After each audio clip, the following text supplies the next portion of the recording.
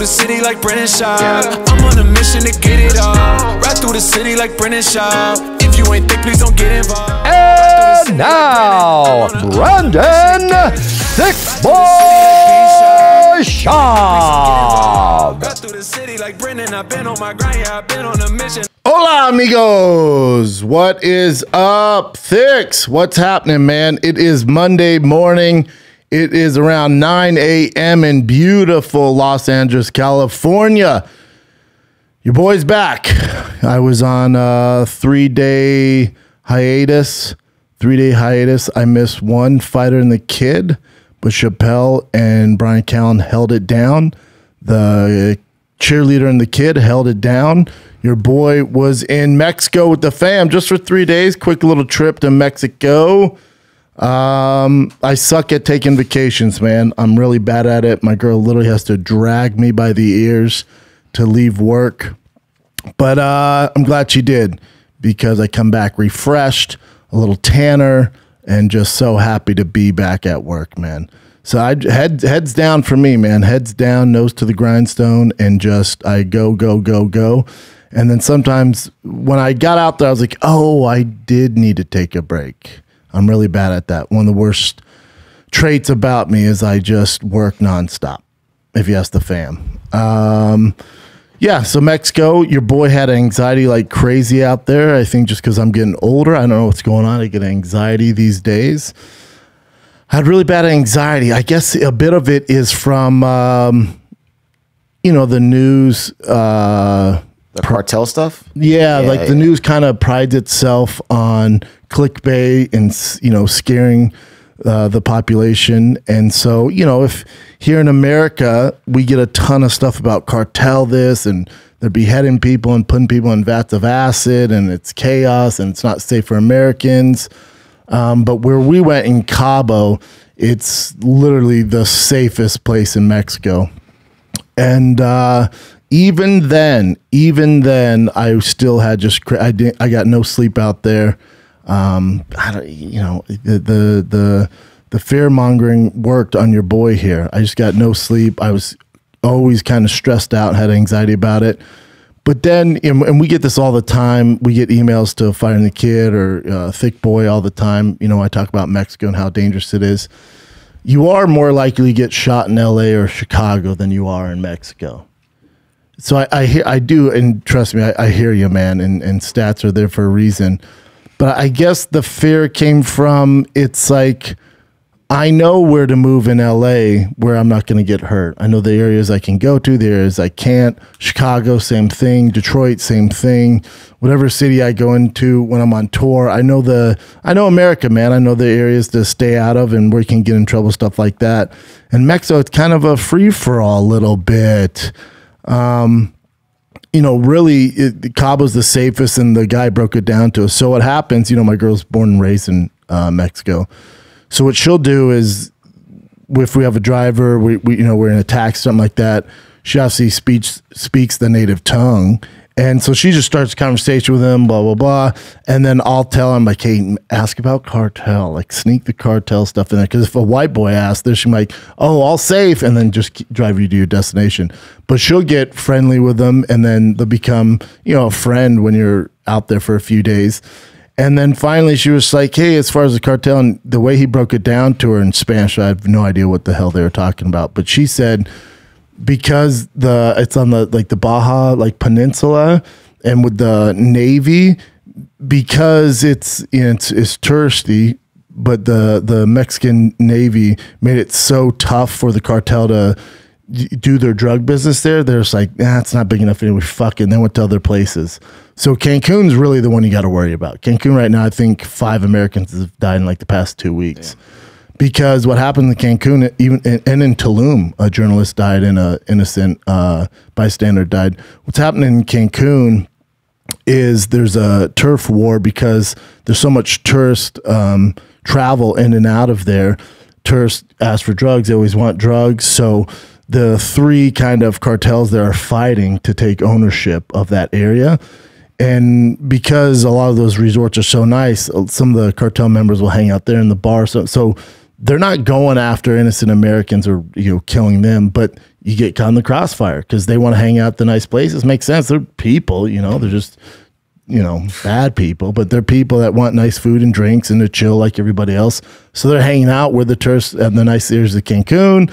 The other gangs see that and they start firing. You're in the crosshairs. It's a disaster. But yeah, your boy just had crazy anxiety out there. Did not sleep well. And then I pride myself since I was a kid. I don't drink a ton of water. If I do, it's tap water that I grew up on as a child.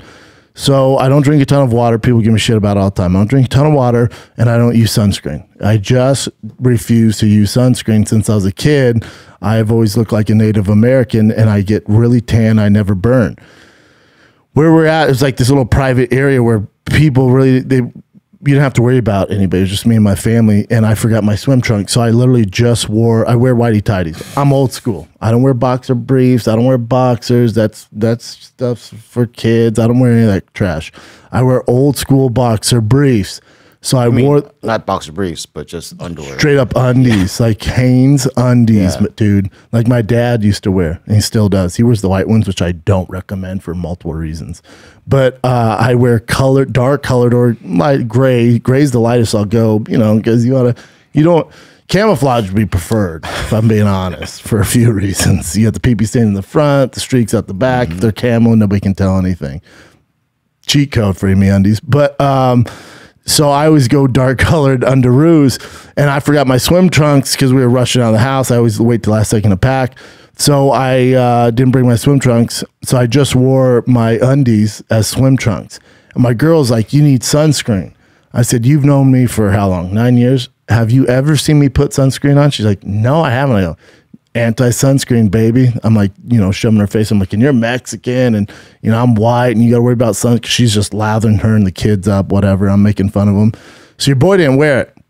Here's the thing, though. My upper body and like below the knee gets all the sun because I'm always riding my bike, and my face gets sun in my neck.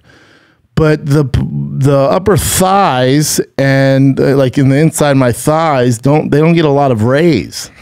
Well, because I was in the sun for 3 days, your boy got 3rd-degree burns from that Mexican sun, dude. I can barely sit down right now. She was not lying. I really should have listened and put sunscreen on. It really fucked my world up. It is no joke. Make sure you use sunscreen, kids. It is no joke at all. But I'm glad to be back, man. It's gorgeous out there, and kids had a blast. I didn't realize how much I needed a break.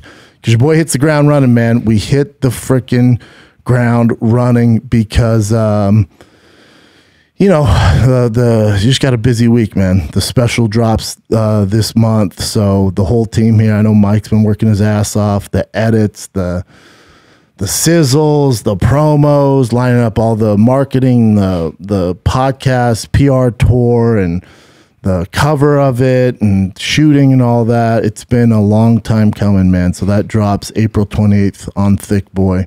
And I think we'll give the first sizzle or trailer. You'll see the first commercial during the fight campaign this Saturday at 7 p.m. On Thick Boy. For the fight campaign for UFC, what were we, 273? Yep. You have main event Volkanovski and the Korean Zombie. For that fight campaign at 7 p.m. live, you have Brian Callen, Matt Mitrione, Josh Thompson, and myself. You got the boys coming out. It's going to be a grand old time. Watch the fights with us, or watch it on Sunday or Monday if you want to, tune into the actual professionals call the fight. But if you want to be, if you want to get dumber and listen to us talk about who knows what, probably my tan for about 3 hours, tune into us. That's the Calabasas fight campaign this Saturday at 7 p.m. with Mitrione, Josh Thompson, Brian Callen, and myself. So yeah, man, glad to be back. But god dang, do we hit the ground running this April, man. Your boy got billboards, and it's all self-funded. That's the cool thing about this is I made a decision a few weeks ago. Just everything I'm doing, I've obviously stepped away from Showtime. That's why you're watching this on Thick Boy. I just decided to take control of my own business and do it all by myself. I obviously have a team now, I have a staff, but I just wanted to do it the way exactly how I want to do it. And obviously it takes time to grow and stuff like that, which I'm never afraid of. And then with the special, I shot it with my team in Dallas at the Aston Improv. You won't even be able to tell it's the Aston Improv because we completely redesigned the background and the stage and stuff like that. Shout out to Brian Johnson, and we made it kind of the Dallas skyline with some stars in the back. It's pretty dope. You'll see it soon. And so, yeah, I brought my whole team out there. We shot it on these fancy cameras, where they red Sony cameras, some shit. My boy Peter in Dallas helped out as well. So yeah, just my whole team shot this thing. We shot it, edited it, and then we shopped it around, and we had several offers from companies and businesses you guys would all know where every other comic is at. And my team, as far as team, I mean manager and agents, were, they're in Hollywood, so they're like, oh, let's go here with it, or let's go here with it, or you should take this and this.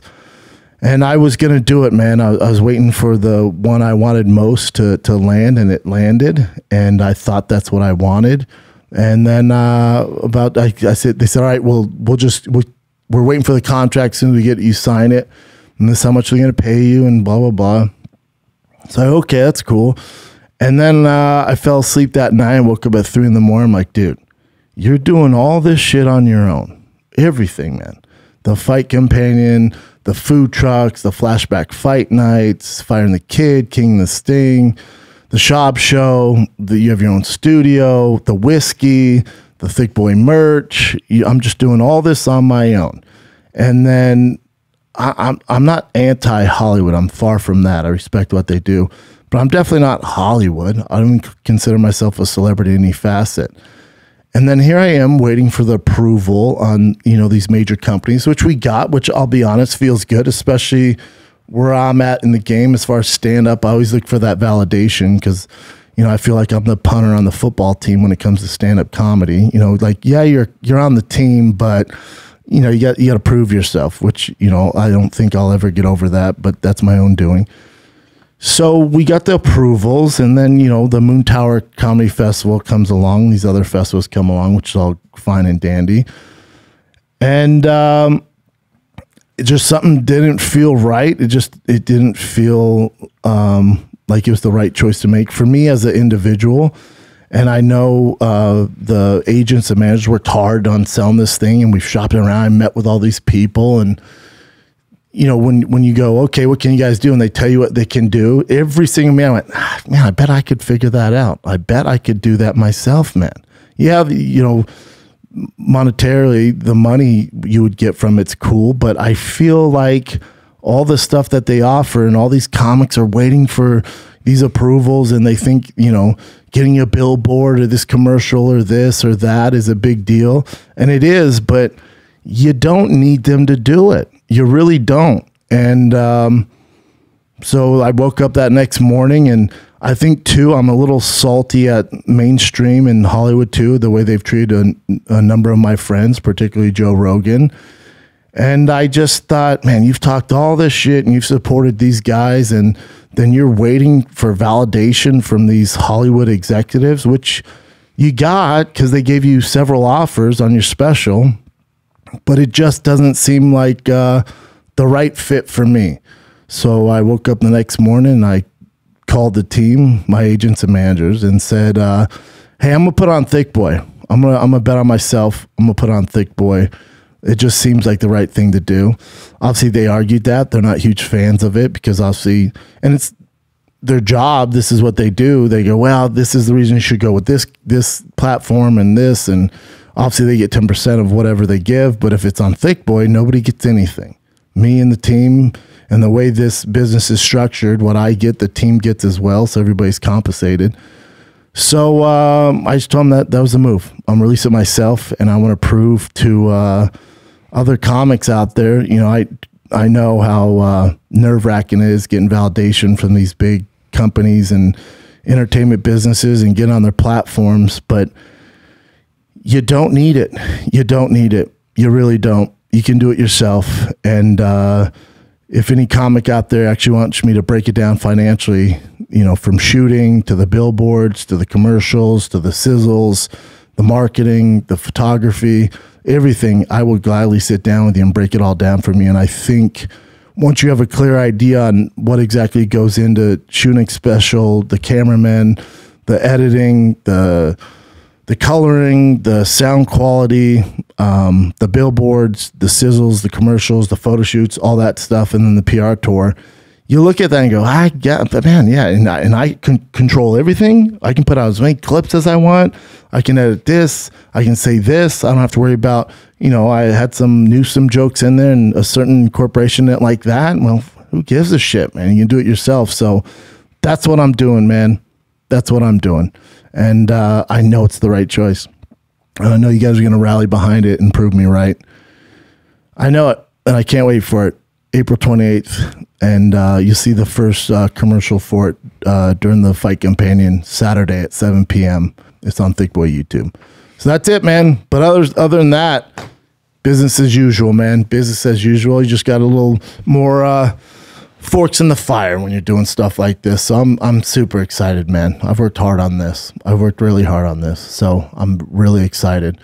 But I'm even more excited for the big pay-per-view this Saturday. The UFC's taking, some weeks off, which is fine. Everybody needs a vacation, which I understand. I took a vacation myself. They're coming back with a hell of a fight card for you. Listen, great fight card. I know I'm riding London's nuts. I still don't think it's better from top to bottom than the UFC fight night in London that was free, that we did a fight campaign for. I really don't. That was my favorite card this year. The performances lived up to it. It's going to be tough to beat that. But this card from top to bottom, pretty goddamn good, man. Pretty freaking good. The main card on the pay-per-view is stacked. You had Kelvin Gastelum fall out. But it's not the end of the world. As much as I love Kelvin, they filled it. You have 5 solid fights that I think people are going to pay for. The prelims solid. Ian Gary's a monster at welterweight. They're giving him kind of the attention that he needs. Anthony Hernandez is a fun one. Rosenstruck kicks it off with Tibera. Rosenstruck, a bit of a crossroads for him, right? Falling on some hard times. Our boy Mickey Gall's the main event on the prelims. But let's stick to the main card. As far as the main card go, it took a little bit of a hit with Volkanovski. Alexander the Great was supposed to fight Max Holloway, which is a fight I'm dying to see again. I'd watch that every Saturday. Take my freaking money, Dana White. But he got injured, so he pulled out. And then, who knows how bad the injury is. But it's also, if you're a Max Holloway fanboy, which I am, I love Max. He's been on Food Truck, getting him back out here soon, which we should hit him up. But I absolutely love Max. But if you are a fanboy of Max, for him to pull out of a fight, it had to be pretty serious. And then when he pulls out and then goes, you know what, I'm actually better. Maybe the injury wasn't as bad as he thought. And, he came back, and I assume he's the kind of waiting in the wings here. I'm sure he's going to be at the fight in case Zombie or Volkanovski doesn't make weight or somebody gets injured. He'll be there. But that was the fight we all wanted. But I'm not mad at a Korean Zombie, to get a shot at the title. Obviously, he's at the tail end of his career, and he's been a fan favorite for a while. And I'll tell you something about Korean Zombie. He's never boring. He is never involved in a boring fight, just not in his DNA. And he also has the potential to be the first, and I think you'll know this, Jen. If he wins, he'll be the first Korean world champion. Can't wait for it in the UFC. You think it's going to happen? I don't know, man, but I'm always taking Korean Zombie first. You have always, to. Yeah. You absolutely have to. Yeah, you have to. It's a tough task. Very tough. Very tough task. Yeah. But that being said, there's certain guys when they get the call up, whether it's a title shot or a last second replacement, there's certain guys who are like, this isn't the easiest fight in the world. Because we know Korean Zombie comes out like a goddamn Korean banshee, hits like a Mack truck, pretty damn good at grappling, which I think is his best chance to finish Volkanovski, is if Volkanovski were to get him down, or he was able to get his back or something like that. Mm-hmm. That's what you got to hope for. But Korean Zombie also has a ton of experience too, so the moment's not too big for him. He's been in a title fight before, against Jose Aldo, so he's been there before, so he has a lot of things going for him. It's just we don't give Alexander the Great Volkanovski, and his nickname's the Great for a reason, enough credit for how goddamn good he is, man. You know, he won 11 in a row or some shit like that. Look at that, man. He hasn't lost in a hot second, and he's beat the who's who. Who's the guy who beat him? Go down. He lost in 2013 in Melbourne, Australia, to Corey Nelson. Shout out to Corey Nelson. Not sure what he's doing these days. But either way, hats off to you, my man. Since then, though, and shit happens in MMA. That was his fourth professional fight. That was the AFC welterweight tournament quarterfinal that he lost. Well, he bounced back from that, has won every single fight, and he's beat the who's who, man. Oh my God, Darren Elkins, Chad Mendes, Jose Aldo, Max Holloway twice, and then Brian Ortega. The Brian Ortega is one of the greatest freaking fights at featherweight of all time. I think we all gained more respect for Brian Ortega after that. Also, you gain more respect for Volkanovski, the Great, because he was in some serious trouble. He was about to go out. And trust me, man, when Brian Ortega gets your neck, and I've been there, he's choked me out many of times. When he gets your neck, there's not much you can do. There's nobody in the featherweight division with better jiu-jitsu, especially as far as it goes, is finishing once he gets a hold of your neck. You give him a goddamn inch, he takes a mile, and he's going to finish you. And Volkanovski was in some serious trouble.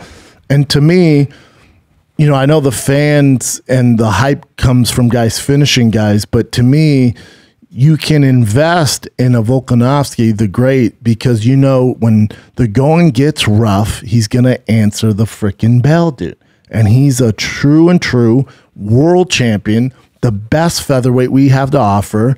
His only kind of black eye, and this is weird to say, no pun intended, the only black guy in his resume is the Max Holloway fights. And I would caveat that with the reason why it's a black eye is because Max Holloway is so beloved. He's such a fan favorite. He's such a good person. He's been around for so long.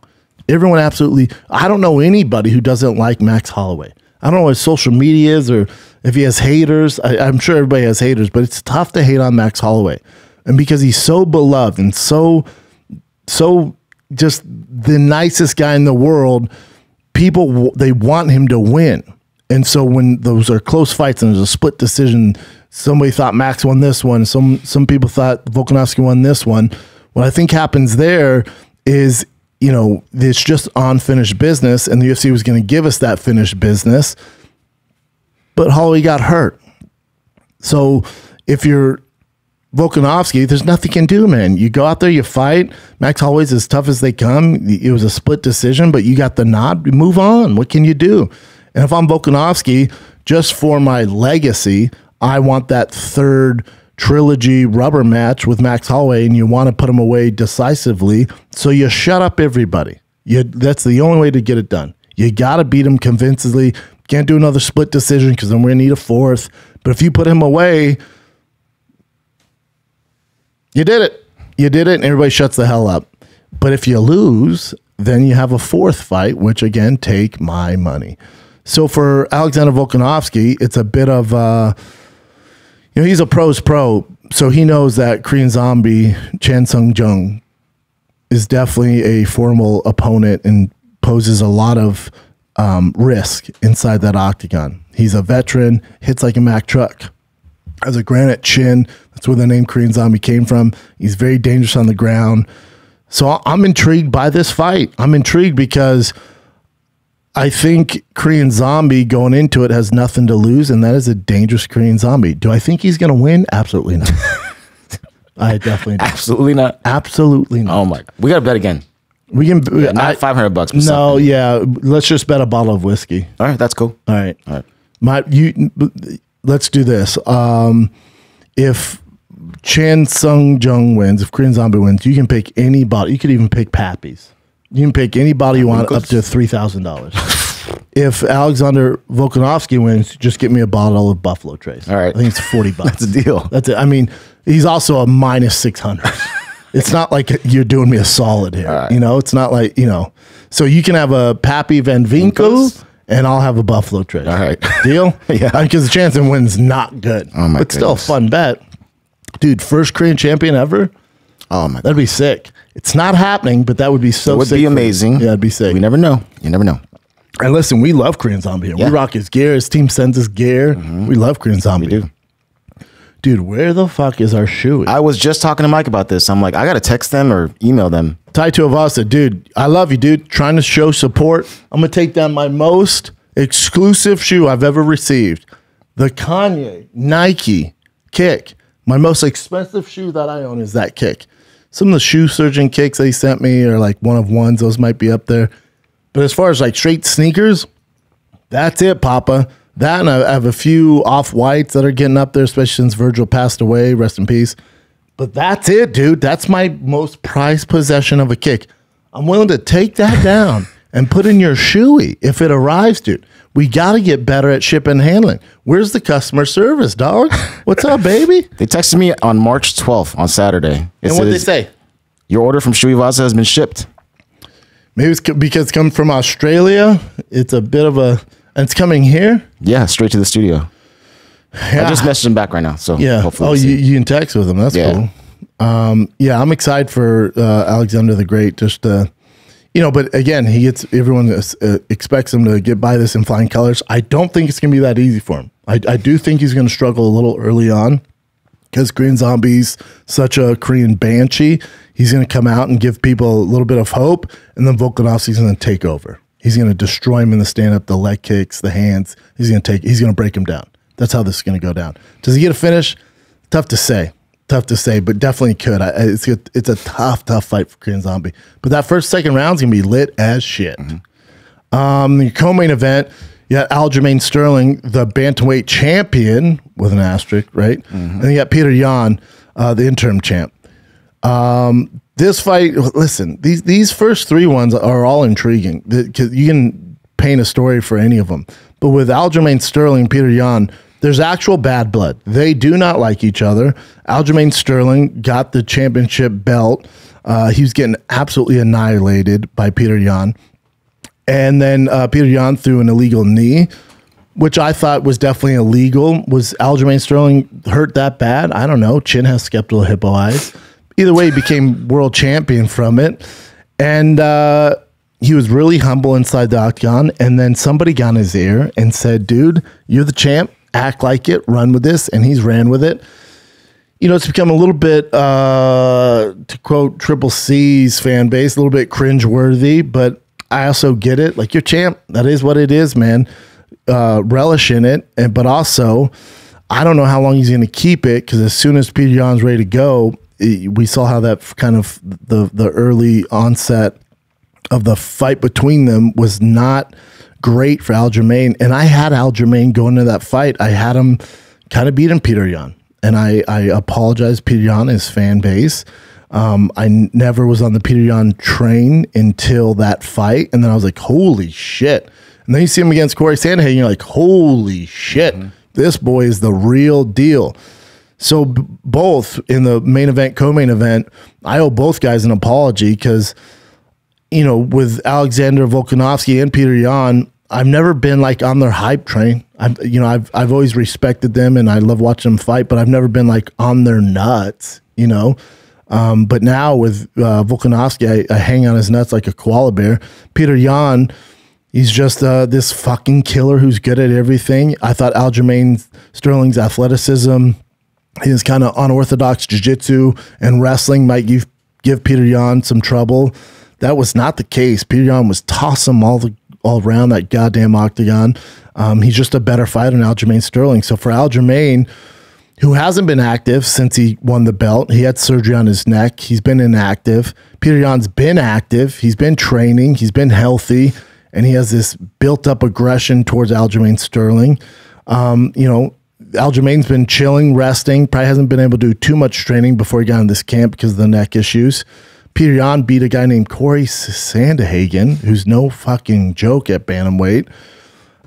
So, this is another one where it's a bit of a landslide for Peter Yan. I think similar to the main event, I think that the first round, Aljamain's going to come out and do his thing and try to learn from that first matchup. But at the end of the day, I just think Peter Yan's too good. So the early rounds for Aljamain and Korean Zombie are going to be fun. They're going to be fun unless they get a finish in the first or early minutes of the second round. This thing's going to get nasty.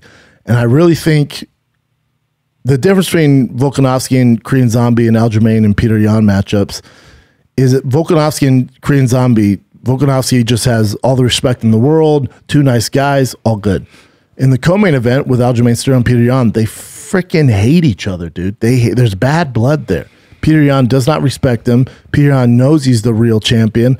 So I think Peter Yan's going to go out there and make a statement, man. And I don't think they like hug and, are best friends after this fight either. I think Peter Yan's going to make a statement and make it pretty brutal on Aljamain. I think it's going to be a real fucking beatdown, man. I got to be honest. And that's no shade on Aljamain. I just don't like the matchup. I don't.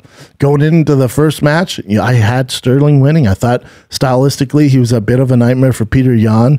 I overlooked Peter Yan. I didn't realize how freaking unstoppable, how good he is, and just that world championship tenacity and aggression that he has. And Jesus Christ, is that boy good. But the co-main event and main event are fantastic. But let's be honest. Let's be honest. Oh, yeah. If I'm the UFC... and this is no shade at those four gentlemen fighting in the main event, co-main event, I would just make a poster with Hamzat on it. It would just say, Hamzat, UFC 273. The hype is real. As real as it gets, Hamzat. Chimaev is an absolute fucking monster. He's ranked number 11. He's fighting the number 2 guy in the world for a reason. He's jumping the queue because he's that goddamn good. And again, this is no shade on Gilbert Burns. He's an amazing fighter. He's number 2 at welterweight for a reason. He had the world champion, the pound-for-pound GOAT, Kamaru Usman, rocked and in a bit of trouble. And obviously he gives him all he can handle in practice. And that's what everyone kept telling me, practice, practice, practice. I told you practice doesn't mean shit. And we learned that in that fight. So Gilbert Burns is one of the best welterweights we have to offer. Phenomenal jiu-jitsu, world champion in the gi multiple times, and he's beat some guys. And I think if you're a Hamzat hater, again, I don't even know if Hamzat has haters. I don't know what you'd hate on. But if you look at if you are a Gilbert guy and you're like, man, Gilbert can get this done, look what he did against Wonderboy Thompson, right? He took him down and held him and, did his thing, controlled the fight, and was never really in trouble with Wonderboy. And he took him down. He only has 4 losses. Sure. I get all that. But then I want you to step back and think about this. He had Wonderboy for 15 minutes, completely controlled him on the ground. Couldn't submit Wonderboy, who's maybe a purple belt. You think he's going to take Hamzat Chimaev down and control him and submit Hamzat? A bigger, better grappler? Not a chance. Not a chance. And this is no shade on Gilbert. I know it sounds like I'm throwing shade on Gilbert. I'm not. Hamzat, I'm telling you, man, I'm so high on Hamzat. Nothing is better to me in this fucking world, in any sport, than when a prospect is coming up through the ranks and there's these urban legends about his training camp and what he does to Gustafsson and Latifi, and his coaches tell me you haven't seen shit. And then, he beats the brakes off your boy Jing Lang, beats the shit out of him, and goes from there and goes to a grappling match against a middleweight and mollywops him. The amount of hype and mythical stories that we've heard about Hamzat and just the come up, and there's no reason we shouldn't believe it, because every time he's performed, he's validated this insane hype train, and I am all for it. I am hanging off his Dagestani nuts harder than anybody you're going to listen to. I think he is the most talented fighter we've seen in fucking years. He is a Conor McGregor Dagestanian, but bigger, more skilled overall, and more tenacity. And he's a mean motherfucker, dude. He's just this badass. He's this mythical, logical creature. He's the fucking, he's the Bigfoot in Dagestani. He's the Bigfoot in Sweden that we never get to see. Finally, we get to see him. And we get to see him against the number 2 fucking welterweight in the world. And what's insane to me is saying this. I think he mops the floor with Gilbert Burns. I think he absolutely annihilates him. And what's even crazier is I don't see anybody on the UFC roster given him any sorts of fucking issues. That's what's crazy to me. And that's what I love. I know it's romantic. I'm a romantic. I love the story. I love the narrative of this Dagestanian fucking monster doing his thing. I love all of it. And I'm all here for it. Take my fucking money. If the UFC said, hey, it's $100 and you can only watch Khamzat fight, I would fucking pay it in a heartbeat. Anytime he fights, I'm on the goddamn Khamzat train. I don't know if he has merch. Let me know, Chen. I'm fucking buying it. Hopefully he has his own merch. And I know him and Darren Till are fucking besties now. And hopefully Darren Till's taking a thing or two from him and he's going to parlay it in something else. I know Khamzat's launched his own YouTube channel, which is fucking blowing up as well. The guy's just crushing it, dude. He's crushing it. This is the UFC store merch. Yeah. Hopefully he has his own merch. I wonder if he has his own website. I mean, I'll buy the UFC merch. I don't have an issue with that. Have you ever seen anybody rocking the fucking? Well, I guess Reebok's out. They don't even. They still do fight kits though, don't they? What? Venom. Venom does the fight kits now. Is it? Well, so he has a website, but it's not. It says coming soon, so he'll probably have merch after. Oh my god, that guy would make a fortune off merch. Yeah, the cool merch you could do with that, dude. Let's look at the fight kits here. Mike's just hoping he wins because Mike has a Khamzat rookie card worth how much, Mike? $3 or $4 grand. $3 or $4 grand right now. Becomes champ. That goes up to what? Maybe we'll get it to 10. You gonna sell it? If he gets to 10, you gonna sell it? Yeah, I mean it's fight game. How long? You know, I don't know.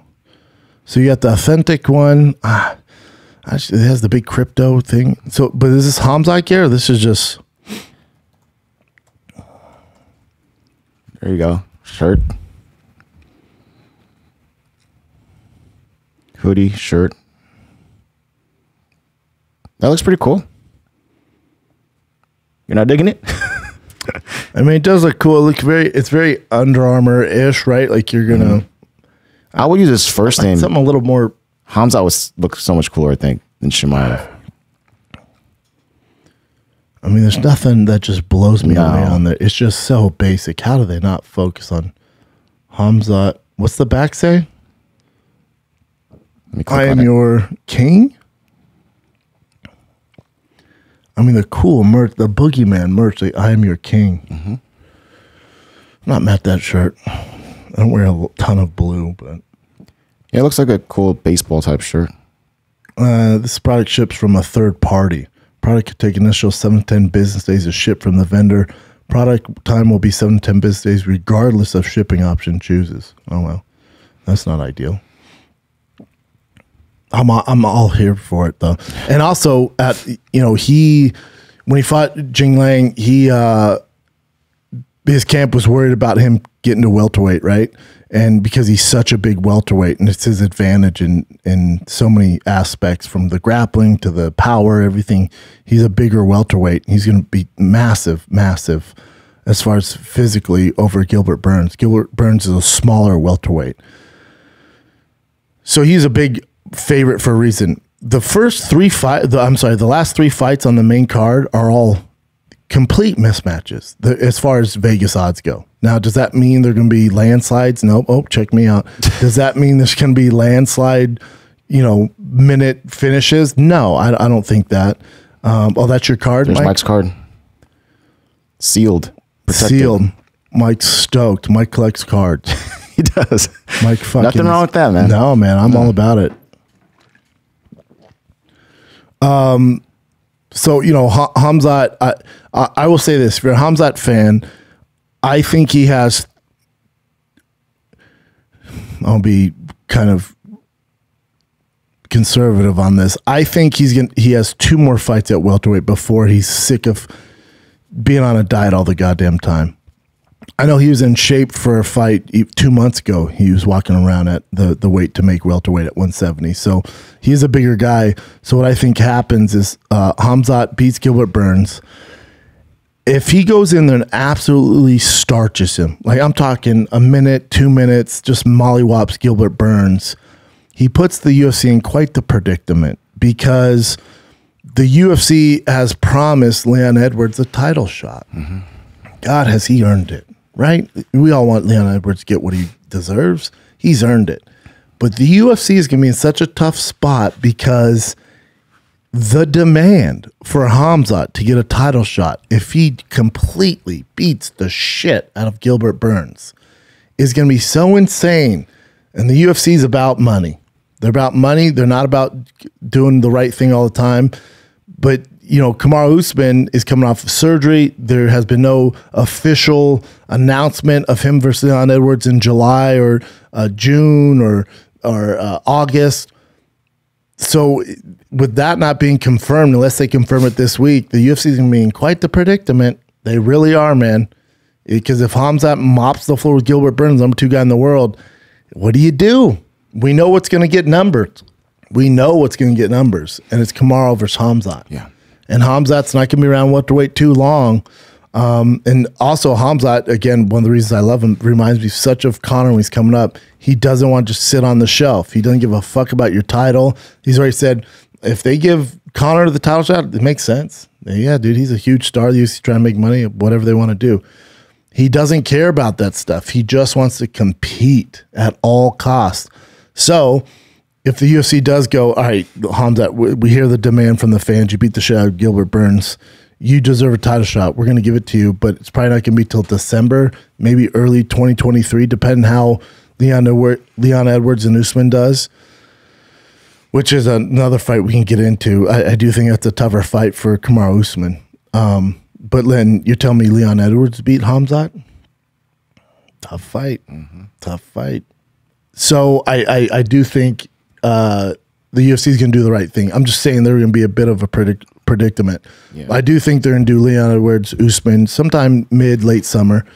But Khamzat, if he gets past the way I think he's going to get past Gilbert Burns, he's not going to wait. He wants to compete. And then you got a guy who has a ton of press, a ton of eyeballs on him right now for, I would say, the wrong reasons, in Colby Covington against, you know, his issues with Masvidal at the steakhouse in Miami where he sucker punched. But you do Khamzat versus Colby Covington. That's what you do. You do Gilbert Burns, you pass that test, you give him the next guy in line because he'll be ranked number 2, so you give him Colby Covington, and then he'll just wait for Kamaru Usman, and then it's on to the middleweights because he's naturally a middleweight. And, you know, they have our guy fucking, is he even ranked? They have Sean Strickland at number 4, so then you have Sean Strickland is facing the guy who beat Izzy in kickboxing, knocked him out. You have him climbing through the rankings, and I do think Strickland's an underdog in that fight, which is surprising to me. You know, from what I've seen, you know, the guy's a stud. The guy is an absolute stud, but I do think it's a big jump to go to Sean Strickland from what he's been competing at. But if he were to beat Sean Strickland, you know, then you have that fun story of Izzy versus what's his name, Chin? Alex Pereira. That makes sense. But outside that, the middleweight division has nothing to offer. So Khamzat comes right in there. You got Izzy Khamzat. Dude, so many awesome matchups. You got Izzy Khamzat. And then we're going Sizzler because also Khamzat, with the strength and what he does in training camp, you got light heavyweight too. Who wants it, Daddy? Who wants it? Khamzat has the potential. This is what I absolutely fucking adore about the UFC, and there's nothing like it. There's absolutely nothing like it. A little bit of a Patrick Mahomes vibe, I guess. You know, he was picked late and then comes in, and you know they have Chiefs had their starting quarterback in Alex Smith, and they take a chance in this young rookie from Texas Tech who, got to be honest, turned the ball over in college and didn't blow your hair back, but he's a gunslinger, comes in the NFL, and he's the best quarterback in the NFL now, not named Aaron Rodgers. Shout out to Aaron Rodgers. But he's up there, man. He's fucking dangerous. His come up was cool, very cool. Took the NFL by storm. Khamzat's similar to that, man, where he has the potential to just take over the UFC. For the first time, he's a smaller guy. He's not fucking around at 145 like Conor did, and 55. Then can, you know, really shouldn't be fighting at 70, but he can if it's the right matchup. Khamzat's a guy at 170 is the best in the world. At 185, we will see against Izzy. I'm still obviously super high on Izzy, and that light heavyweight, he can fuck around and play the game in all 3 of those divisions. It is fantastic. The world is your oyster, my man. The world is your oyster. And it is so goddamn exciting. Now, what's going to be hilarious is if he gets absolutely starched on Saturday by Gilbert Burns, and you guys watch this, and then I get all the smoke from Gilbert Burns fans, which I encourage that. It would be hilarious, and all this hype stops, which is also awesome to see too. It's hilarious.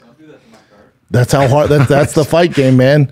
Mike's just worried about his card and making money, but the fight game will humble anybody. But with Hamza, I just don't see a hole in his game yet. I just don't. Not yet.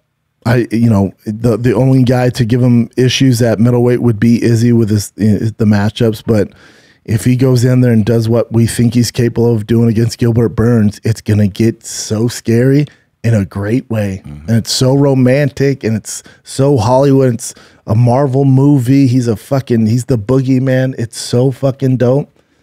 And it's also terrifying too, because as much, I haven't been talking shit, but as much gas that I've given Hamzat, the fight game is such a motherfucker. It's such a cold-hearted bitch. All this could stop if he loses to Gilbert Burns on Saturday. That's why this is fun. Yeah. The stakes are so high. And my God, if there's a stock I'm investing in Hamzat, dude, you guys fucking know this. He's a fucking problem at welterweight, at middleweight, at light heavyweight. I would back him against anybody in the world. The only fight I'm not crazy for him about is Izzy, because Izzy's a bad motherfucker. I still believe this. If aliens came down and were like, all right, man, we're going to blow up this earth, but we're going to keep the UFC, but we're only going to keep a few fighters. Who should we watch? I'd say watch Izzy. Right now, I'd say watch Izzy. Now, come Saturday, if Hamzat beats the shit out of Gilbert Burns, I'd say watch Hamzat. He's a fucking savage. And I'd whisper in the alien's ear what he did, what he planned to do to Conor McGregor, talk shit about a guy he doesn't even know because they're both Dagestanian. And he's going to fly to fucking Dublin and beat the shit out of him. I'd whisper that in the alien's ear and say, for real? I'd say, yeah, dog, that's what you're dealing with. And nobody's been able to figure him out. Take him. But also take me because I'm the hype train. I'm his hype man. I'm his Flavor Flav. That's what I am.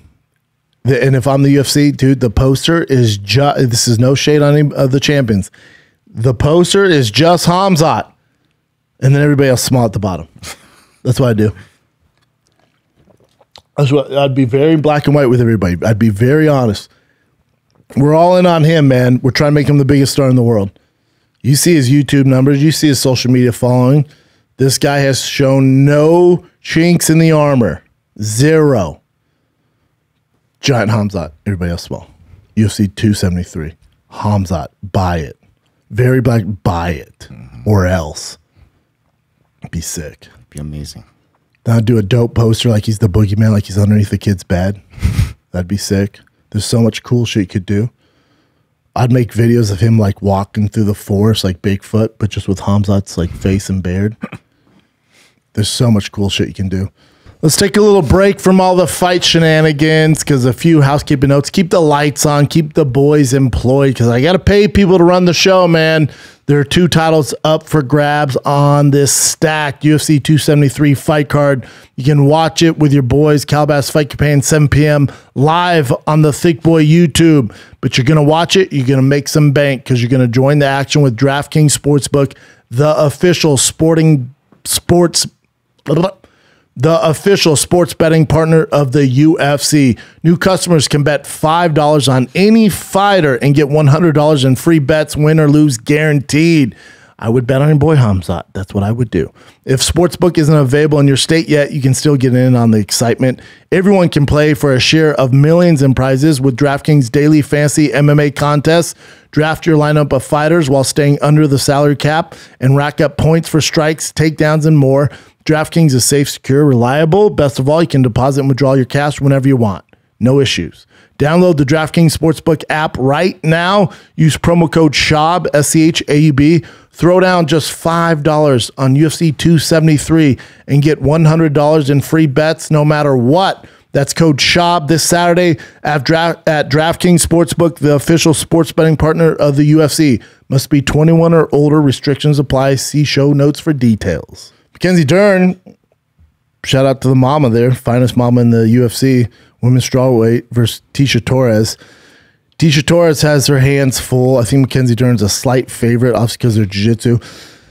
My only worry, and you guys know this, I've been on Mackenzie Dern's titties for quite some time now. No pun intended. But I've been on her tits for a while now. Obviously, a strikingly beautiful woman, but then also her skills are undeniable. And because she's been at Ruka, she's fallen in love with her striking. And it worries me a little bit because you can't get away from what got you to the dance. If you've been doing the cha-cha the entire time, it's gotten you this far, and all of a sudden you want to fucking start doing the waltz. Hey, man, let's get back to the cha-cha, especially against Tecia Torres, who fancies herself a grappler, and choke her out, Mackenzie. Let's do that. I want to see that world-class jiu-jitsu. I know your papa, Megaton wants to see it as well. Let's get back to the old roots, girl, and I think she will. I think she gets a rear naked choke in the second round. Olenek, Banderera, good card. I'm excited for Ian Gary, who's an absolute fucking monster, trying to build him. Like I said before, Rosenstruck, bit of a crossroads for him in his career. Tiberius, no punk, and we'll see what happens with Rosenstruck. But good card, man. So hopefully that gets you guys excited. Hopefully that gets you excited for UFC 273 this mother trucking Saturday. Your boy has a long Saturday because I signed up for these things called Tough Mudder. And it's my third one this year. And last one I ran with no hamstrings, and it was a complete nightmare, but your boy got through it because we had over 400 people sign up. So I had to show up. But we have one this Saturday. Contractually, I think I have to do 4 a year. This is my third one, so I have one more to go. But this time I have both hamstrings. So it's going to be a grand old time. I'm looking forward to it. It's in San Bernardino, California. This obstacle course, this terrain is much more, it's more difficult because a lot of it's so uphill. It's a beast, but it's just a better experience than the one we did last time, which was out by Lake Elsinore, which it was all flat. It was around the lake. It was too flat for me. But they listened to me because I was like, where's the mud? They said, you say mud? And it was all the mud in the world. Every fucking obstacle was mud. But this one, you have the Colorado ones, Chin. That's fine. But this one is in San Bernardino it's kind of by a racetrack out there, but it is so much fun, man. April 9th. It is April 9th. And I say Los Angeles. They say Los Angeles. They did that for the other one. It's at the Glen Helen Raceway. Oh, I know that area. Yeah, it's so much fun. You see that? It's like you're on the mountains, and it's so much fun, dude. And if you go to the Thick Mudder, if you keep scrolling down to and you see a Thick Mudder, the Thick Mudder, we all start at 10:30 a.m. is our start time, and we're offering a 15K and a 5K. So you're probably looking at this, and you've seen the hype videos that we make. You're like, I'm not in shape for that. I'm telling you guys, it's about the experience. We help each other out. I run with everybody, and it's just such a good freaking time, man. It's such a good time. Brent Schaub, Thick Mudder Wave. There it is. 15K, 5K.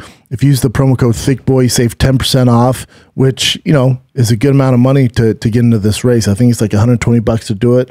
So you save a decent amount of money, 10% off. Mm-hmm. But we have 470 people sign up already for this one, which is nutsos. And then we have the Thick Boy shirt that's dropping as well. That's at thickboy.com. It's Saturday, so if you order it now, definitely not getting it in time, but that's okay. Enough people have ordered. They still have it up, or they take it down? Looks like it's down. Go down? Sure, scroll down? Mm-hmm. Oh, they took it down? Yeah, because you wouldn't get it in time, because just for that race. But it's there, man. It is there. So I can't wait for that, man. Your boy has both hammies, so it's going to be a grand old time.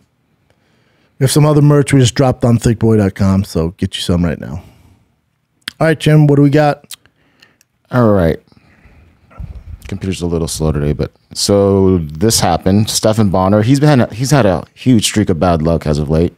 Oh, yeah. So apparently his house got burned. How? Pretty bad. They don't know exactly what happened yet. Dude, I'm not even trying to make this about myself because it's all about Stephan Bonnar, and we'll get to, and he has a GoFundMe, I'm sure. Oh, yeah. Which we'll donate to right now.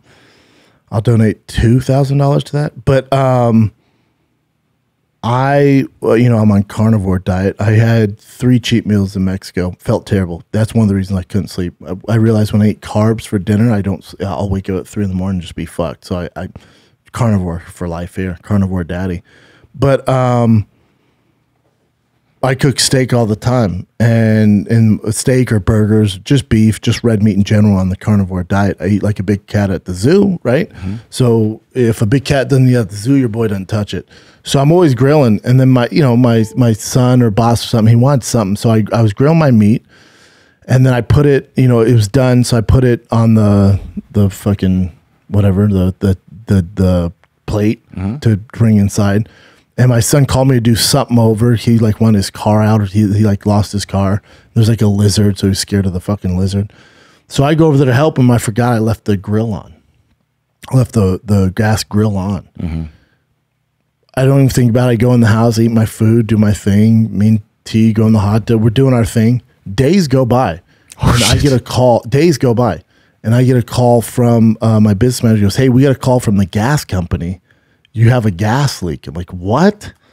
So they go, it's really important. The amount of gas that's coming out there is not good, man. You guys need to figure it out. It's very dangerous. So I call my girl. I'm in studio. I'm doing King and Sting. I go, hey, get out of the house. There's a gas leak. They just called me. Somebody's coming right now. They rush over. They make it there in 5 minutes. They're searching all over the fucking house. They're checking everything. It's natural gas, super dangerous, right? Mm-hmm. They're checking everywhere. Finally go, you left the grill on for 7 days. Oh, shit. Then we look at we have a pool in the backyard. We have a canopy that, blocks the sun so we can chill in the shade. That thing started to catch on fire. And I think if it happens to your fault, you're kind of fucked. I mean, I have insurance and stuff, but you'd be pretty fucked, man. The house burned down. That would suck balls for sure. So with Stephan Bonnar, do we know why it burned down? They don't know why yet. They're still investigating. That was a long story, and that's the story. as Chris D'Elia says, and that's it. But for Bonnar, what happened? Wait, real quick. I left my light on too, on my stove for, I think, almost 2 days. I turned it really low. I forgot I had it on. Oh, yeah. Yep. So just be careful out there. Yeah, no, I'm on it now. All right, let me just play this for you real quick. This is him filming all the damage. No more casa. No more casa. Burned to the fucking ground. Thank God everything in it. Get the neighbor's house too, man. Everything in it. But I just climbed in through the window. Cut my shins open, both of them. Bunch of shards of glass. And look what I got, man. Gloves from the Forest fight. Jesus Christ. Season 1 jersey. Jesus Christ. Signed by everyone. The Vanilla Gayrilla. Loden Sincade. There he is. Rest in peace, buddy. And Team Liddell and the Chicago Golden Gloves. It's been a rough year for season 1, man. Hang in there, Lieben. Fucking hang in there, Diego. You were great the other week, by the way. So proud of you. Fucking Swick beat that fucking cancer. And I almost kicked the bucket earlier this year. It's been a fucking shit year for me, too. So, all right. Peace, guys. I'm out. And he has a GoFundMe? Yeah, and the cool thing about this is, so as soon as MMA fighters found out about it, they all kind of wanted to chip in, and Tyron Woodley was one that he thanked the most because he put in $4,000, and he posted about it too. So he started it all, basically. And does he still need money, or he met his... I think they met the goal. This is what he wrote about how the GoFundMe got started with his wife. I met Tyron a few times. This just blew me away. Thanks, everyone. Oh, wow. Can we still donate? Yeah. I mean, let's see right here what the goal was. $10,000 goal. It's already at $12,835. Might as well give him as much as possible. I'll give $2,000 right now. Boom. So go to donate now. But I mean, we gotta get your information on it. Yeah, we can edit this out. Go to donate now. All right, dude. We donated. That's awesome that you did that, dude. 2 G's to Stephan Bonnar, dude. So he's at almost 15,000 buckaroos Basically now. 15K, yeah. Hopefully that helps, man. Oh, definitely, dude. Dude, we're all in this together. The UFC alumni stick together, dude. And that's a beautiful thing. You would think the UFC would donate somewhat then. I hope they do.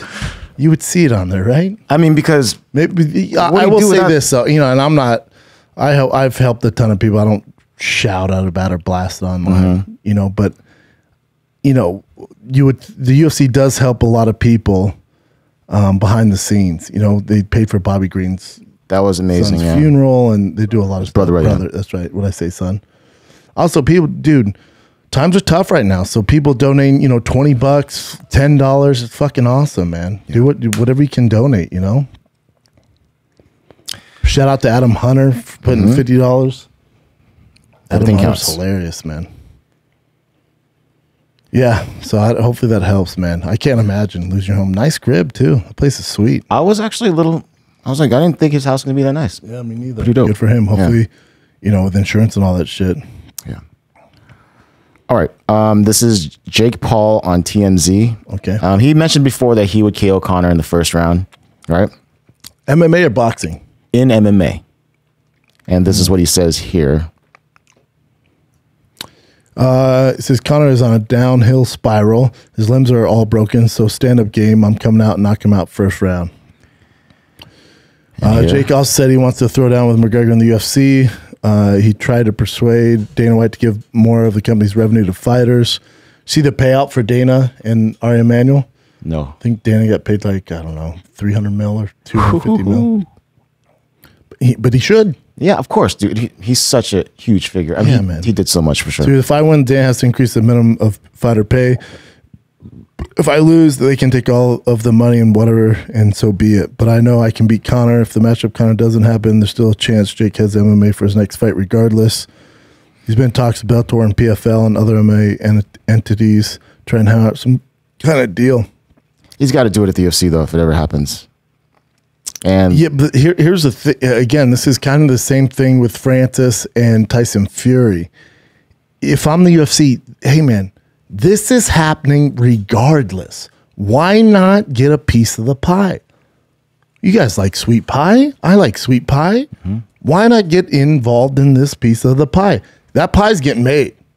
Whether it's a year from now, 2 years from now, that pie is fucking in the oven, dude. And you guys want a slice? Jump on in, daddy. Get you some of the pie. I don't know what the hesitation is. I would say Jake Paul is more suited to compete in the UFC than a fucking CM Punk. without a doubt, yeah. And These how long is professional Conor? fights. Conor doesn't have that many more years in him dude. either, right? So and again, do it. UFC. Conor's going to make all the money in the world. Jake's going to make all the money in the world. It's happening. Play ball with this kid. I know you guys don't like him or whatever. Play ball with him. I think Jake's biggest thing of why they're not in cahoots with him is the fighter pay thing, because it's so much bigger than just a Conor Jake fight. Because if they change the pay scale for the newer fighters on that rookie contract, you're talking millions upon millions and millions of dollars for many, many years for the rest of the time, because they're not going to be able to go backwards. Once you give someone, you know, increase in pay, you can't go backwards. So if he's actually about this fight, I'm sure the UFC, if they're like, all right, we'll play ball, but we're not going to do the increased fighters pay. You can donate your purse to whoever you want, do that, but you know. It'd be a win-win, though. It would look good on the UFC to do it, even if it's just a small amount, not a crazy amount. Yeah, even if it's an additional, again, even if they said, all right, we'll increase the win bonus to $1,000, you're talking millions and millions and millions and millions and millions of dollars. The roster is huge. Which they can't afford, you know. course. But so it's bigger than Jake. But I also think if the UFC were to do this and Jake did get the fighter pay situation taken care of, you're talking fan favorite. Yeah. People would love him for this. Love him. So hopefully it works out. First of all, Conor's half his size right now. Who's this? There's Anthony Smith. Okay, first of all, Conor's half his size right now. Not true. Conor's actually probably the same size as him. Okay. Conor walks around at around 190. Jake Paul is 190, fights at 190. So say he walks at 210. So half of that would be 105. So he's not 105. So half his size right now, that's not working for me. People do miss that. Jake's a big dude and he's fighting short, stocky wrestler, welterweights. Jake Paul's my size. He's a big goddamn dude. Jake Paul's not the size of Anthony. Anthony Smith is fucking tall. He looks pretty enormous. He's like 6'4", 240 or whatever the fuck he is. He's a great fighter. Phenomenal analyst, too. A beast. Best teeth in MMA as well. Amazing. Him or Darren Till, whoever you want to go with. Jake Paul's, he's a big goddamn dude. He's way north of 200 pounds. I don't think he's way north. He's not that big. He's actually kind of stocky. His brother's taller. Him fighting Conor in a boxing match, that would probably be a pretty good fight, to be honest with you. But is he going to knock him out in an MMA fight? No, not when Conor gets kicking. He's going to kick Jake Paul's head right off his shoulders.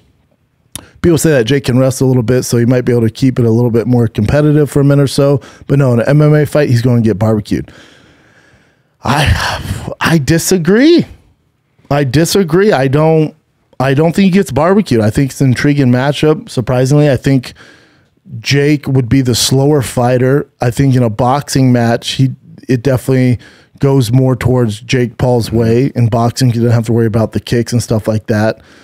Does he beat Conor McGregor? Probably not. I think Conor speed and experience and creativity inside that octagon probably, and then also his grappling, the jiu-jitsu would be a huge issue for Jake.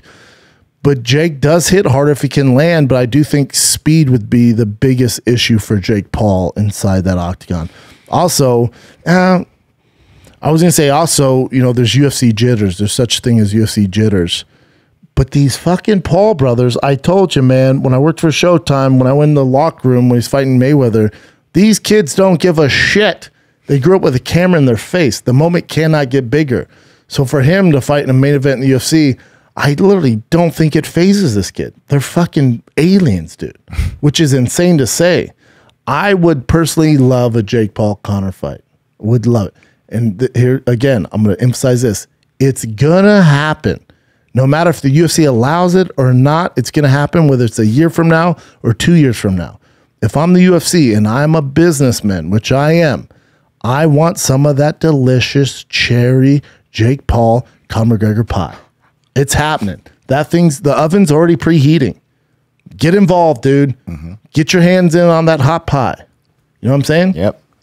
I'd love to see that fight too. It was weird. That's a weird take from Anthony Smith, though. No, he did go on to say good things about you. He didn't want. He says, "I don't hate the guy. I actually kind of like him, helping fighters out, all that good stuff." Yeah. And I love Anthony Smith too. He was a staple in Denver analyst for a long time, man. Such a good analyst. Yeah, great fucking teeth too. Amazing teeth. So the CEO of One, Chatri Sityodtang, he mentioned Chatri's great. Love Chatri. Love One Championship. I was super into their last fight, the One Championship fight. We covered it on this. Mm-hmm. Broke it. I promoted it on my social. I love One Championship. I love what they're doing. Love Chatri. Love what he's about, especially when it comes to fighter stuff like that. So he's saying, this is from Chatri. Mm-hmm. This is all news to me. Whenever we do these current events, I have no idea what Chin's going to bring up. You guys are seeing straight up real-time response to this shit. So he says, I like Francis Ngannou, but I think our heavyweights would smoke him. It's just not a complete fighter for sure. If you ask any expert martial artist, you look at one champion, Anatoly Malikin, Russian national pedigree wrestler, dynamite in his hands, much faster than Francis, much better ground game, black belt level. He was also submission champion in Europe. You look at one heavyweight champ, Arjen Buller, wrestler, boxing. Francis not very impressive on the ground. He's got a big looping punch. He's not a technical boxer as Anatoly or Arjen. Chatri, love ya.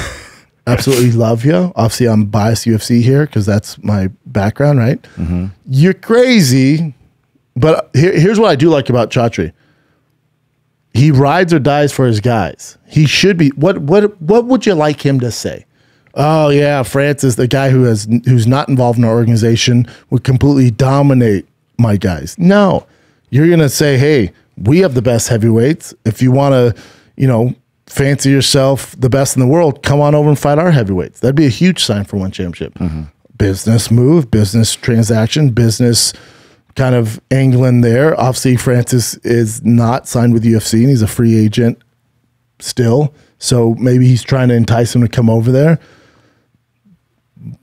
But as far as saying that he's not even close to these guys' level, and I've watched both these men fight. Mm-hmm. Great, good fighters. One did compete in the UFC, didn't blow your hair back, didn't take over the world. Definitely wasn't world championship pedigree in the UFC. The UFC, I think, had him fight 3 fights. There he is, Arjun Singh Bueller in the UFC. That's him there. Hairy chest, built like Mike. That's whatever.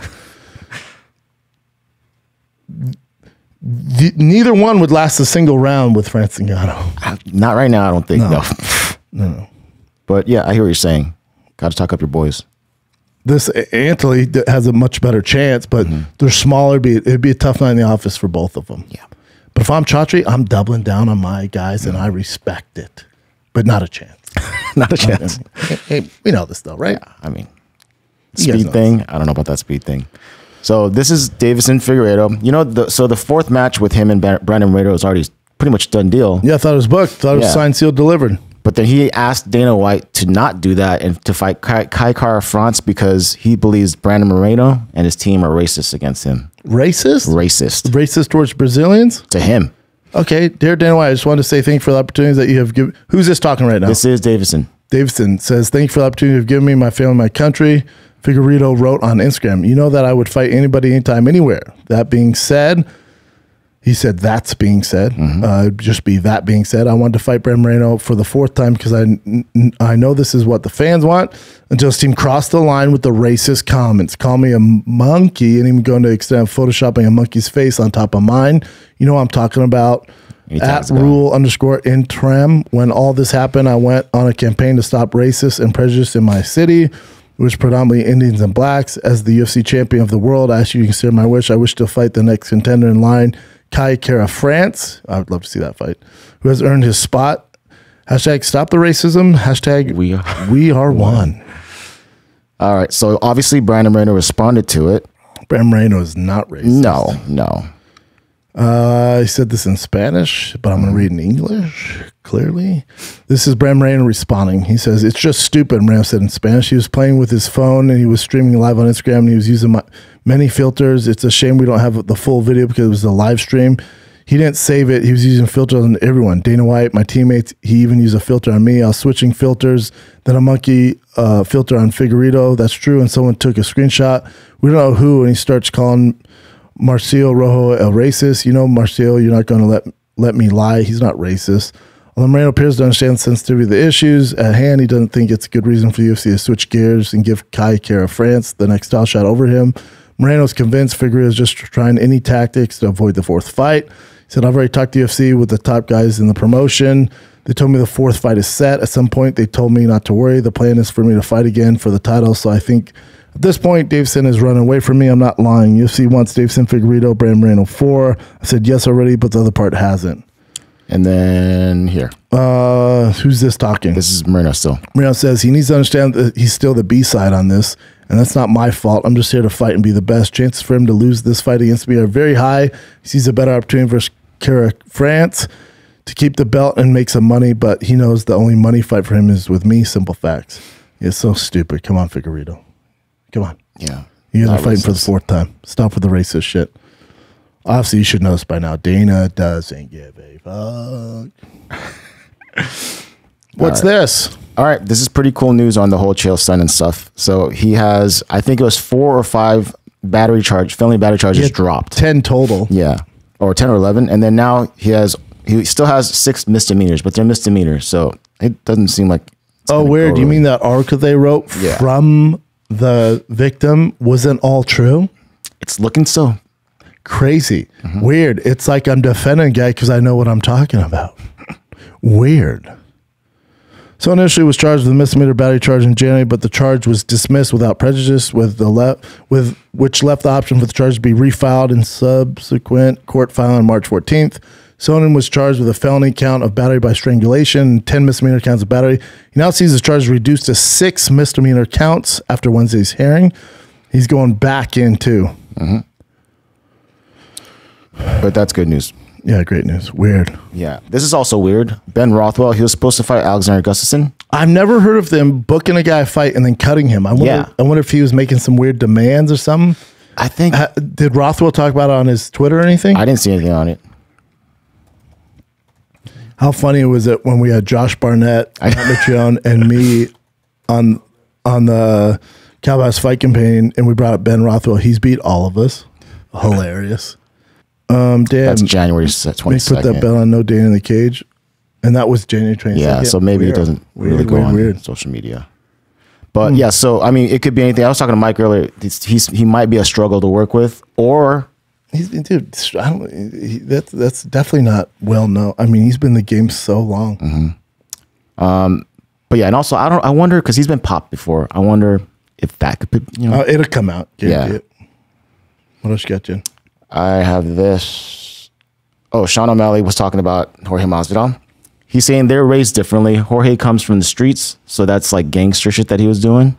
There's nothing gangster about that. I know. And then he also brought up, he goes, that Leon Edwards thing. Remember, he actually kind of did like a Will Smith, Chris Rock thing to Leon Edwards. Even though Leon Edwards called him out, he just said July to fight, and then Jorge had his hands behind his back, walked up to him, and then just remember the 3-piece in a soda. 3-piece in a soda, yeah. So it's like he's been doing this. Yeah.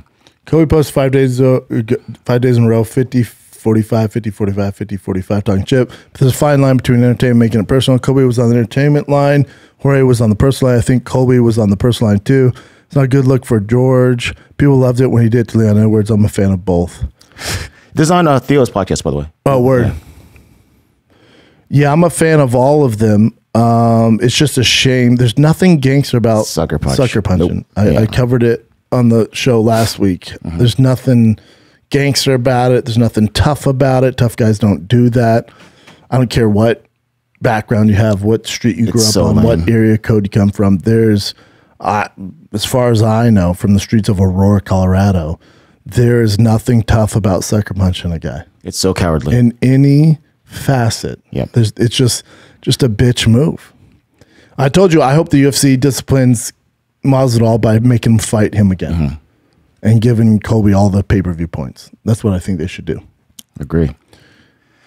This is an interesting thing that Jon Jones recently said. I also heard Jon Jones say he's ready for a July fight. He's just June or July? Yeah. It's going to be Stipe. I'm telling you, on that big card. That'd be another Wait for the announcement. Amazing Video fight. fight campaign's going to be so lit. Yeah. So this is the first time I've ever seen him say something like this, because remember when he fought Dominic Reyes? He said as him and his team watched the fight again, they're like, no, we definitely won all this stuff. But now he's saying, says my candle for light heavyweight blew out, showed my last fight. Instead of being discouraged by a bad performance, I'm stoked about this new season. My energy, my time at light heavyweight was over. I see that more clear today than ever. I told you guys, I think with John, with the Anthony Smith fight, the Santos fight, and then with Dominic Reyes fight, you're just not getting the best version of Jon Jones because he just can't get up for these guys. Yeah. You're talking about the guys fought the who's who for his entire career. He's been doing it so long.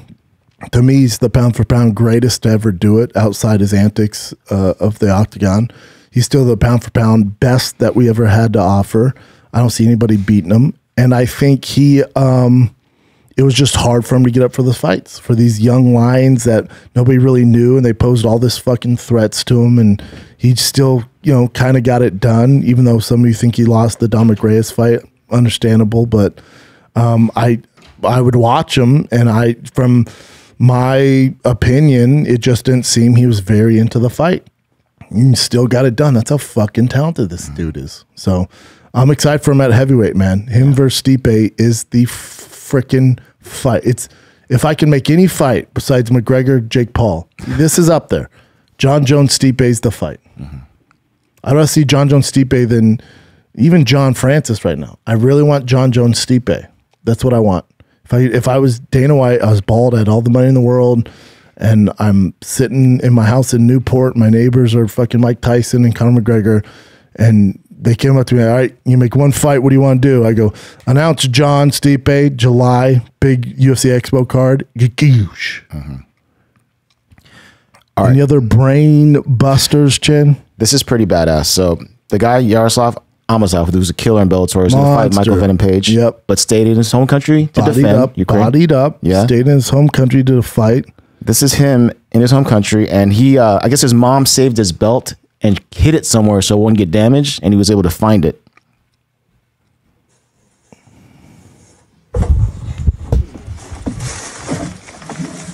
Holy shit. Wow. Powerful stuff, man. вторая. Байрактар. Второй раз забрал пояс. Старенький и спасен.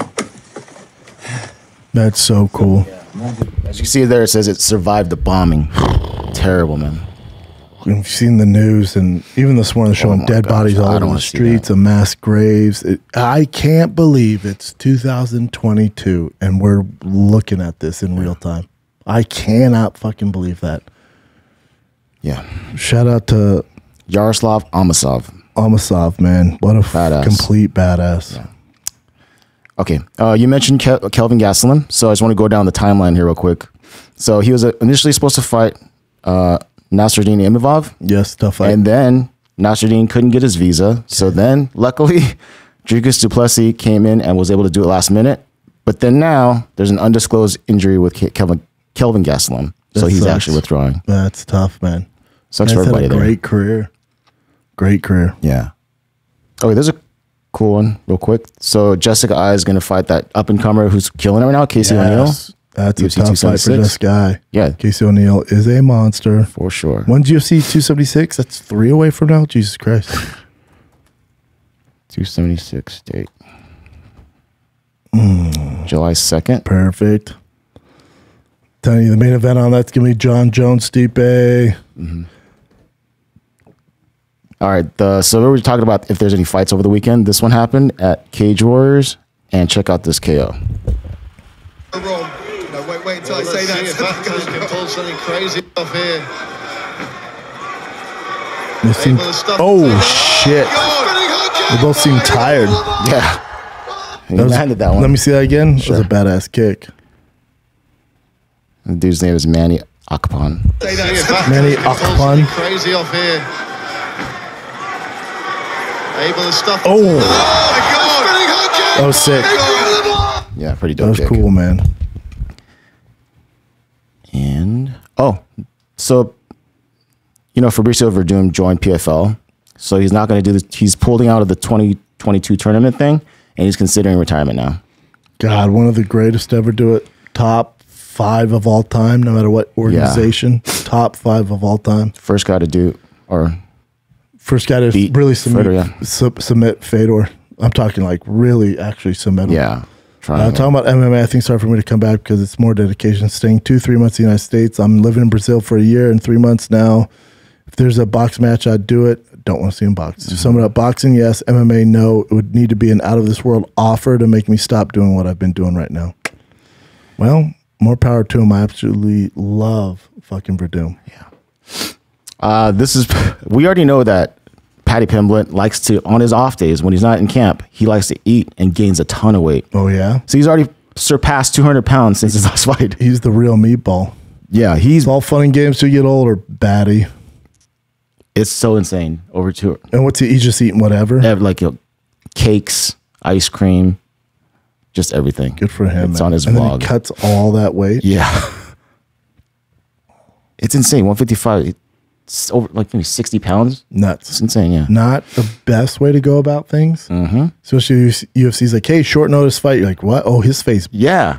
It balloons up like crazy. Yep. Boy, that boy is Big. All right.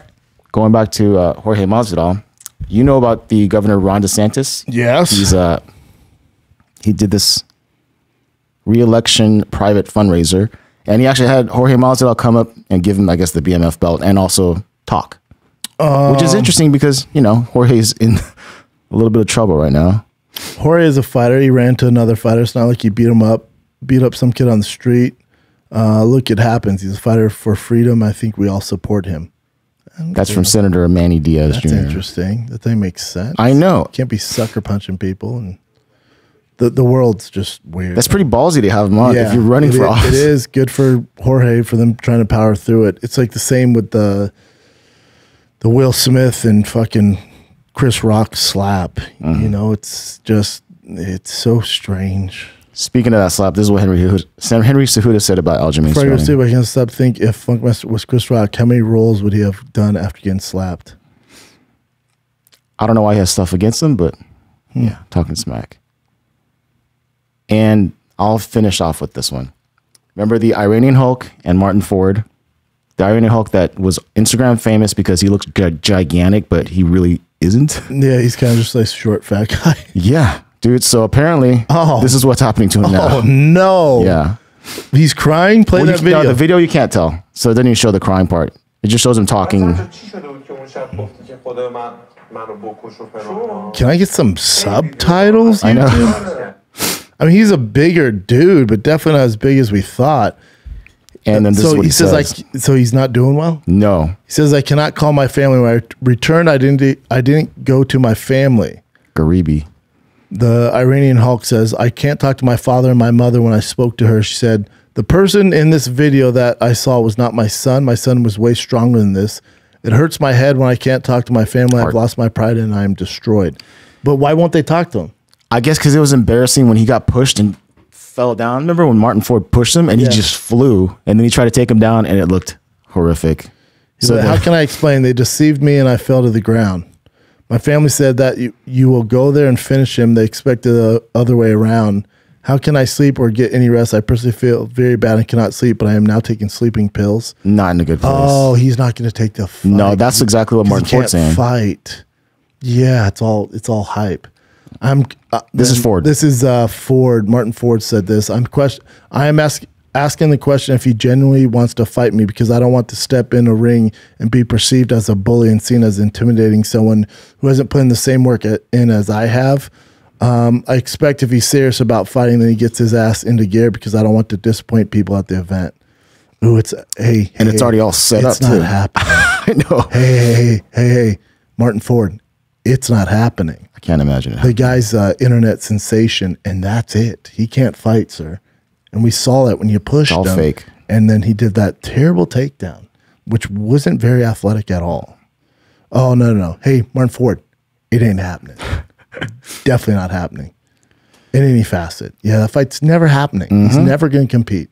So there you go. I'll take it from here. Hey, Martyn, not happening. Is that it? That is it. All right, kids, that's it. Calabasas Fight Companion on the Thick Boy YouTube this Saturday, 7 p.m. Pacific. Matt Mitrione, Josh Thompson, Brian Callen, and myself will be live at 7 p.m. So tune in to the Calabasas Fight Companion for UFC 273. Also, this Saturday at 10:30 a.m., your boy is running the Thick Mudder. We're offering a 15K and a 5K. The Thick Boy crew will be there. Come run with me and Mark Harley and some of the other boys from the Thick Boy crew you've seen. You guys love them. Rock your Thick Boy, Thick Mudder tees as well. All right. But we will be there loud and proud. It's a 5K and 15K. I will promise you this. I have not been training for this. I completed the last one without 2 hamstrings. It's more about the experience. It's bonding. It's such a goddamn good time. I can't wait. I'll see you guys Saturday at 10:30 a.m. is the start time. 5K, 15K. Use promo code ThickBoy for 10% off. Go to toughmudder.com. You will see the Thick Boy heat. It's all over my social media too, so you can't miss it. Wednesday, Hollywood Improv, Schaub and Friends. And I have probably my 2 most talented friends will be on the show. Theo Vaughn and Chris D'Elia and myself will be doing the Schaub and Friends this Saturday, 8 p.m., April 6th, 8 p.m., one show only at the Hollywood Improv. And then next week, Thursday, Friday, Saturday, I'm in Phoenix, Arizona. Your boy will be at JT Wings on Saturday, eating all the wings in the world. I will be at Stand Up Live with the Thick Boy crew, David Lucas, Chappelle Lacey, myself, Phoenix, Arizona, Europe on the Thick Boy tour. That is one show Thursday, 2 Friday, 2 Saturday at the Stand Up Live in Phoenix, Arizona. Then April 22nd through the 23rd is the Moon Tower Comedy Festival. Your boys headline that at the Cap Cities, the new Cap Cities. It's the Moon Tower Comedy Festival. So get tickets at thickboy.com or fatkz.com for Austin, Texas, April 22nd through 23rd. And then the special drops on Thick Boy on April 28th. You will see all the marketing going towards that date on the 28th. Billboards, sizzles, everything. Your boy's funding himself, doing himself. Let's ride. Stand up, Thick Boys. Let's blow this thing up. April 28th, the brand new special drops. All right? That's at Thick Boy YouTube. Get you some. And then Philadelphia, May 19th through 21st. Get you some Philly. Tickets at thickboy.com. But Phoenix, Phoenix, Arizona, you're up. Next week, Thursday, Friday, Saturday, stand up live. Tickets at thickboy.com. See you at the Thick Mudder this Saturday at 10:30 a.m. See you at 7 p.m. on YouTube, Thick Boy, for the Calabasas Fight Companion at 7 p.m. on Thick Boy YouTube. That's it. Stay safe. Be nice to each other. Love you guys. Thank you for liking, watching, subscribing. You guys give me the best job in the world. I love you. Go donate to our boy Stephan Bonnar's GoFundMe. I know his goal was 10,000, but I'm sure he needs more. So go to his GoFundMe right now. Stephan Bonnar lost his house. Let's support him, rally around him. That's what we do. Love you guys. Stay fit. Ride through the city like Brandon Schaub. I'm on a mission to get it all. Ride through the city like Brandon Schaub. If you ain't thick, please don't get involved.